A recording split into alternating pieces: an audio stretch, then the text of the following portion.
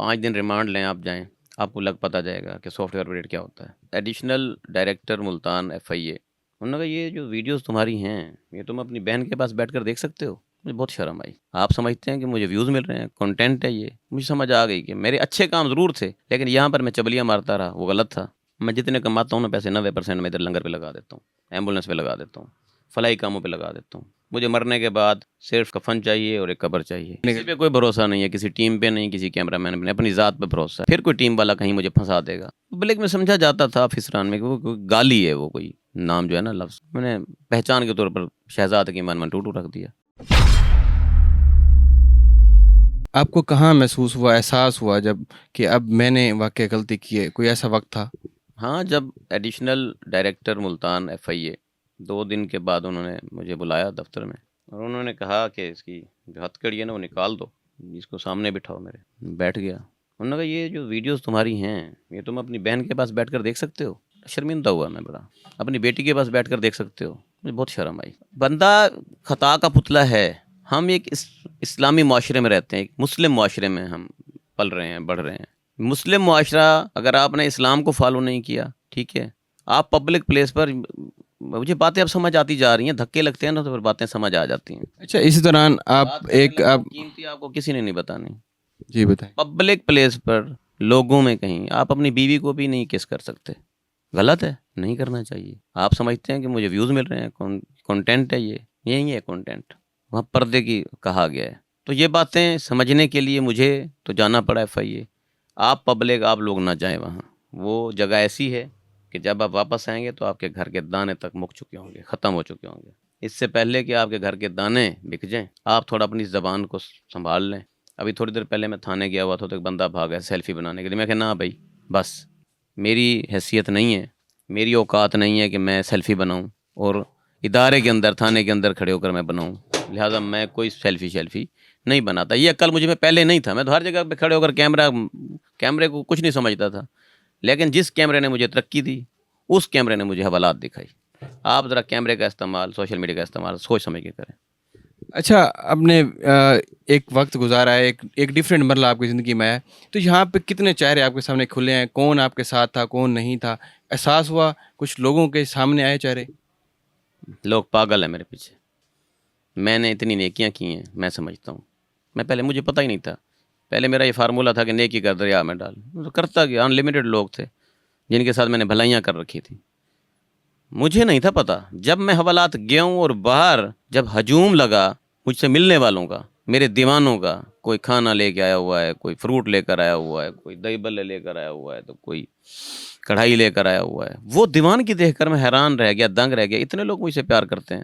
اور پھر جب میں رہا ہوا اور پبلک کا میں نے ایک سمندر دیکھا اپنے، مجھ سے ملنے کے لیے جو لوگ آئے، مجھے سمجھ آ گئی کہ میرے اچھے کام ضرور تھے لیکن یہاں پر میں چبلیاں مارتا رہا، وہ غلط تھا۔ میں اپنے دوستوں کو یہی کہوں گا، بھائی مہربانی کریں، ہاتھ ہولا رکھیں، بولنے سے پہلے ذرا سوچ لیا کریں۔ پہلے تو آپ کے ٹیم کے ساتھ کوئی کنٹرول نہیں تھا، ویڈیوز لگ رہی تھی، اب کوئی اسٹریٹجی بنائی ہے اپنی ٹیم کو کوئی مینیج کرنے کے لیے، اس طرح کی چیزوں کو دیکھنے کے؟ کسی پہ کوئی بھروسہ نہیں ہے، کسی ٹیم پہ نہیں، کسی کیمرہ مین پہ نہیں، اپنی ذات پہ بھروسہ ہے۔ میں جو کیڈٹ بندہ ہوں، پھر کوئی ٹیم والا کہیں مجھے پھنسا دے گا، 2 دن اچھا کام کرے گا، تیسرے دن جھک مارے گا، تنخواہ بھی لے گا، مجھے ذلیل بھی کرے گا، مجھے بلیک میل بھی کرے گا، میری ویڈیوز چوری کر کے کسی کو دے گا بھی صحیح، میری ویڈیوز پہلے کہیں اور واٹس اپ کرے گا، کسی اور اکاؤنٹ پہ چڑھوائے گا، پھر بعد میں میری باری آئے گی، پھر سے مجھے رگڑا لگنا شروع ہو جائے گا۔ تو اس سے بہتر یہ ہے، کسی اور کے ہاتھ میں بندوق دینے سے بہتر ہے کہ میں خود اس کا لائسنس رکھتا ہوں، وہ بندوق میں پھر خود چلاؤں گا۔ یہ ایک بندوق ہے، منہ سے نکلی ہوئی بات گولی ہے، گئی تو گئی، اس لیے میں اپنے کیمرے کو اپنی حد تک محدود رکھوں گا۔ لوگ کہہ رہے ہیں سافٹ ویئر اپڈیٹ ہوا ہے، اس کے بارے میں کیا کہیں گے؟ کیسے ہوا، کتنا ہوا؟ 5 دن ریمانڈ لیں، آپ جائیں، اسٹیٹ کے خلاف کوئی بات کر دیں، آپ کو پتہ جائے گا کہ سافٹ ویئر اپڈیٹ کیا ہوتا ہے، ٹھیک ہے؟ یہ باتیں بتانے کی نہیں ہیں، سیکورٹی اداروں کے معاملات باہر بتانے کے نہیں ہوتے، ٹھیک ہے؟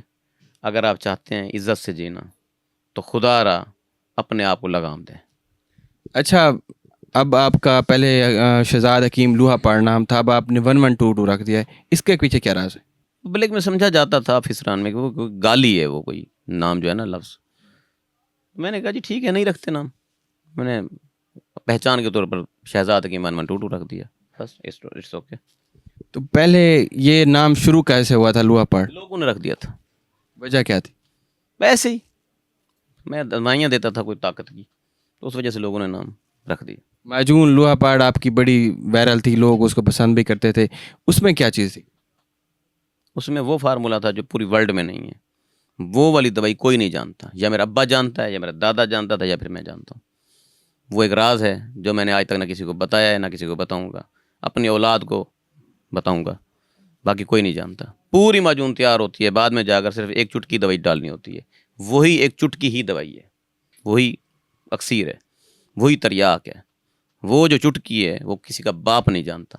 کوکا کولا نے اپنی چٹکی نہیں بتائی آج تک، 6 دوائیاں اس نے بتائی ہیں، 6 چیزیں، 7ویں نہیں بتائی، میں بھی نہیں بتاتا۔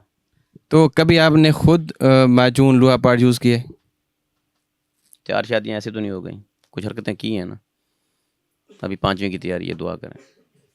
آپ کے گھر والوں میں سے کس کس نے آپ کو زیادہ سپورٹ کیا؟ سب نے A to Z سب مجھ سے پیار کرتے ہیں، میرا پورا وسیب مجھ سے پیار کرتا ہے، میری مخالفت کسی نے بھی نہیں کی، میرے سامنے تو کوئی نہیں آیا، سب نے محبت کی ہے، سب نے ملاقاتیں کی ہیں، سب نے مجھے ویلکم کہا ہے۔ تو ایسے میں آئیڈیا کرتا رہوں کہ فلاں نے مخالفت کی ہے، میری مخالفت کسی نے نہیں کی۔ میں اتنا پیار بانٹ کے گیا تھا کہ لوگ ٹوٹ پڑے پھر مجھے محبت دینے کے لیے۔ آپ کی رہائی کے بعد بھی عوام نے آپ مناظر دیکھے کس طرح سے لوگ تھے، اب بھی آپ کے دواخانے پہ، لنگر خانے پر ہجوم موجود ہے، کہاں سے یہ سارا مینیج ہو رہا ہے؟ لوگ کھانا کھا رہے ہیں، بانٹا جا رہا ہے سب کچھ، کیا راز ہے؟ میں جتنے کماتا ہوں نا پیسے 90% میں ادھر لنگر پہ لگا دیتا ہوں، ایمبولینس پہ لگا دیتا ہوں، فلاحی کاموں پہ لگا دیتا ہوں۔ مجھے مرنے کے بعد صرف کفن چاہیے اور ایک قبر چاہیے، کچھ بھی نہیں چاہیے۔ یہ محلات، یہ بلڈنگیں یہیں رہ جانی ہیں، بس یہ ایمان ہے میرا۔ میں ایک اچھا آدمی تھا، میرا اندر والا انسان بہت اچھا تھا، کچھ دوستوں کی محفل نے مجھے بگاڑ دیا، گالی گلوچ پہ عادی ہو گیا۔ اب میں نے ان دوستوں کے ساتھ بیٹھنا چھوڑ دیا ہے، اب میں انشاءاللہ احتیاط کروں گا، اور انشاءاللہ بہت چینج آپ لوگوں کو دیکھنے کو ملے گا۔ آگے جو اب آپ کے بزنس ہیں، آپ کا حکمت دواخانہ ہے اور چیزیں ہیں، ان کو آگے لے کے جانے کا کس طرح سے ارادہ ہے؟ اس کے لیے پلاننگ میں نے ادھر حوالات میں کر لی تھی، میں پہلے سے بھی 4 گنا زیادہ بوسٹ کروں گا اس کو، پہلے سے 4 گنا زیادہ وقت دوں گا اپنے کام کو، اور میرا انٹرویو آپ بند کریں، باہر مریضوں کا رش لگا ہوا ہے۔ اوکے، چلیے، بہت شکریہ۔ ہمارے ساتھ حکیم شہزاد موجود تھے جن سے نے بات کی، اور سارے انہوں نے راز بتایا کس طرح سے ان کے ساتھ وقت گزرا ہے اور کیسے انہوں نے حوالات کے اندر وقت گزرا ہے۔ اب وہ ان کا سافٹ ویئر بھی اپڈیٹ ہو چکا ہے، اور انشاءاللہ وہ آگے ایک پازیٹیو انسان آپ کو شو ہوگا۔ اپنے میزبان عامر چاند خان کو اجازت ملتے ہے اس ٹیک پروگرام میں، تب تک کے لیے اللہ حافظ۔